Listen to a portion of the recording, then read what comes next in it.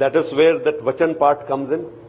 So once a timeline is given, not a single project that I can think of has been completed on time. So this is something where we have to look at. Why should we promise something which cannot be achieved? While signing the contract itself, some of the times we are sure that it is not going to come up. But we just signed the contract. उसके बाद देखेंगे क्या करना. Obviously then the process gets vitiated. चलिए अब आपको बताते हैं कि ये जो इतना बड़ा बयान एयर चीफ ने दिया है इसके कई मायने हैं और खास तौर से जो एक आत्मनिर्भर और मेक इन इंडिया का पुश है उसमें अगर रक्षा सौदों में देरी हो रही है तो उसको देखते हुए ये बड़ा अहम बयान है। ऑपरेशन सिंदूर के 3 हफ्ते बाद इस बयान से कई सवाल उठ रहे हैं। सार्वजनिक मंच से रक्षा तैयारियों को लेकर सीधा संदेश दिया है एयर चीफ ने। पीएसयूज डीआरडीओ के बड़े बड़े दावों पर सवाल उठाया जा रहा है। एयर चीफ ने क्यों ये सवाल उठाए उसका पीछे भी बहुत सारे कारण हैं। एलसीए तेजस MK1A फाइटर प्लेन मिलने में देरी, पाकिस्तान को जल्द चाइनीज स्टेल्थ फाइटर मिलेंगे, स्वदेशी स्टेल्थ फाइटर के लिए हमें कई साल और इंतजार करना पड़ेगा। बेसिक ट्रेनर जेट भी समय पर नहीं मिल रहे हैं।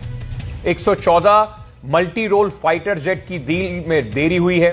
मीडियम ट्रांसपोर्ट एयरक्राफ्ट मिलने में भी देरी है, जिसके कारण एयर चीफ ने ये सवाल उठाए हैं कि ऐसे वादे एक तो ना किए जाएं और दूसरा सिर्फ आत्मनिर्भर भारत मेक इन इंडिया के नाम पर जो अहम रक्षा सौदे हैं उस पर भी शायद पुनः विचार करने की आवश्यकता है।